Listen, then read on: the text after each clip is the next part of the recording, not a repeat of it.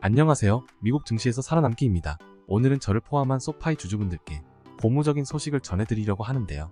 먼저 대부분 아시겠지만 어제 미국 증시가 깜짝 반등을 일으키게 해준 연준 보스틱 총재의 발언을 다시 짚어보고 여기에 숨겨진 연준의 중요한 시사점을 한 가지 말씀드린 후 이후에 앞으로 미국 증시의 흐름에 바뀔 점이 있는지 그리고 소파이의 주가 전망은 어떨지 살펴보겠습니다. 먼저 전날인 어제 목요일 증시를 정리해보겠습니다. 어제 미국 증시의 상황은 지난주에 있었던 PC 물가 충격과 함께 테슬라의 인베스터 데이가 투자자들에게 실망감을 안겨주면서 전반적으로 좋지 않은 상황이었죠. 거기에 엎친 데 덮친 격으로 프리마켓에서 신규 및 연속 실업수 당 청구 건수 결과까지 예측치는 물론이고 이전 수치보다 더 떨어지면서 미국의 강한 고용시장을 나타내었는데요. 이에 따라 증시는 연준의 강한 통화 정책을 경계하며 장 초반부터 분위기가 좋지 않았었습니다. 이런 상황에서 연준의 라파엘 보스틱 총재는 다음 3월 FOMC에서 기준금리 25베이스포인트 상승을 지지한다 라고 자신의 의견을 밝혔는데요. 최근 PCE 충격에 빠져서 50bp까지도 거론되던 주식시장에 있어서 이러한 달콤한 말이 굉장히 반갑지 않을 수 없습니다. 하지만 정작 미국 증시가 환호했던 말은 뒤에 있었는데요.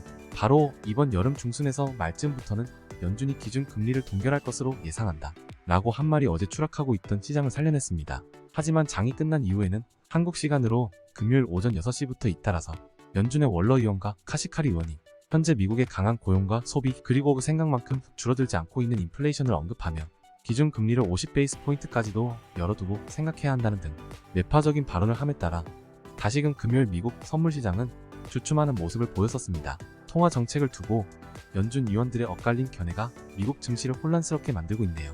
이처럼 현재 미국 증시는 앞으로 다가오는 FOMC에 대한 금리 정책의 모든 촉각을 곤두세우고 있고 지난 PC 물가지수 충격과 강한 경제로 인해 연준의 통화 정책을 염려하며 지속적인 하락 위기에 처해 있던 미국 증시는 보스틱 총재와 같이 좀 더 완화적인 통화 정책 견해를 가진 연준 위원이 있음을 확인하며 지리한 하락 행보의 위기에서 변동성 시장으로 넘어가는 모습입니다.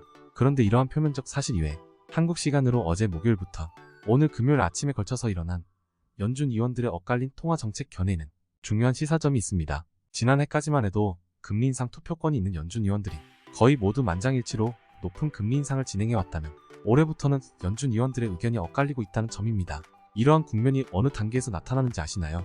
바로 금리 인상 국면에서 금리 동결 국면으로 넘어갈 때 나타나는 현상입니다. 장기적인 관점에서 미국 주식을 계속 해나가실 분들에게는 좋은 시그널이라고 할 수 있겠습니다. 지금 시점에서는 미국 증시가 과연 연준 위원들의 엇갈린 통화 정책 견해 중에서 어떤 말에 휩쓸려 움직일지를 지켜봐야 하겠습니다. 즉, 어제 목요일 증시 이후 오늘 금요일의 증시 움직임이 곧 투심을 보여준다고 말할 수 있겠습니다. 참고로 기관 투자자의 동향은 지난 수요일까지 쭉 투자 자금을 빼고 관망하는 추세였습니다. 어제 목요일을 기점으로 기관이 다시금 투자에 가담할지 지켜봐야겠지만 냉정하게 매크로 지표와 증시 상황을 보았을 때 기관이 투자를 적극적으로 하기에 좋은 상황은 아닙니다. 그럼 다음으로 소파이 차트에 대한 기술적 분석을 말씀드리겠습니다. 현재 소파이는 1월 말 캡 상승을 한 이후에 제가 지난 2월 1일 영상으로 말씀드렸던 6.3달러 부근의 지지선을 밟고 캡 상승의 갭을 절반 이상 넘어서며 하락하지는 않는 모습입니다.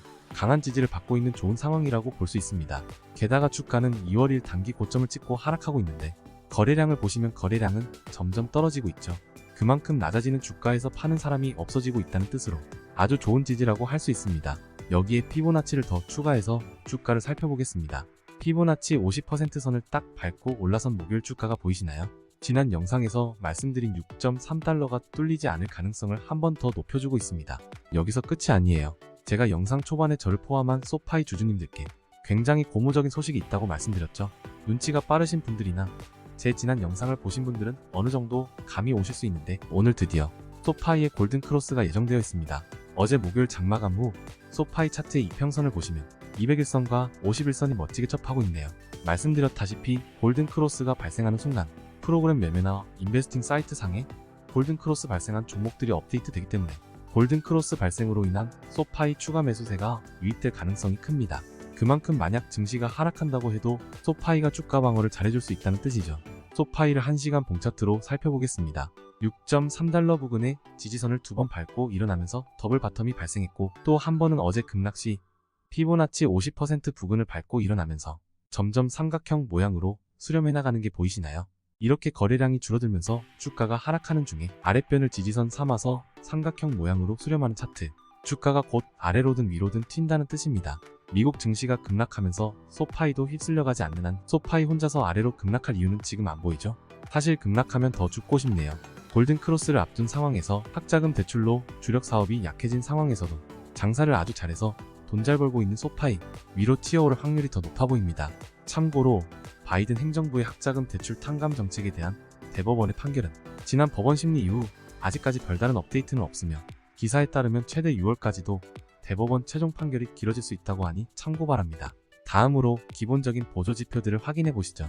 RSI는 49.7로 별다른 방향성 없이 중립적인 상태입니다. 하지만 맥디의 경우 지난 2월 27일 하락 추세로의 다이버전스가 최대치가 되고 난 후 다시금 컨버전스가 진행되고 있네요.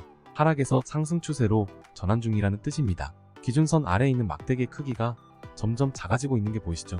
그리고 스토캐스틱스 같은 경우도 15.8로서 과매도에 가까운 수치이고 다시금 빨간 선과 검은 선이 위로 고개를 쳐들면서 상승 추세로 바뀐 모습입니다. 전반적으로 미국의 증시가 도와준다면 당연히 더 크게 상승할 수 있겠지만 그렇지 않고 미국 증시가 변동성으로 횡보 또는 약하락만 해주더라도 소파이 주가는 좋은 흐름을 기대해볼 만한 이유가 많아 보입니다. 제일 안 좋은 건 미국 증시의 급락 케이스이겠지만 어제 연준 보스틱 총재의 그 한마디에도 흥분하는 시장을 보셨죠? 아직 투심이 있습니다. 미국 증시가 급락할 가능성은 적어 보이므로 종합적으로 소파이 주가의 날씨는 맑다고 하겠습니다. 이것으로 오늘 영상은 마치도록 하겠습니다. 여러분 모두 기분 좋은 금요일 보내시기 바랍니다. 끝까지 봐주셔서 감사합니다. 구독과 좋아요를 누르시면 올해 포트폴리오가 2배 이상으로 불어나실 거예요.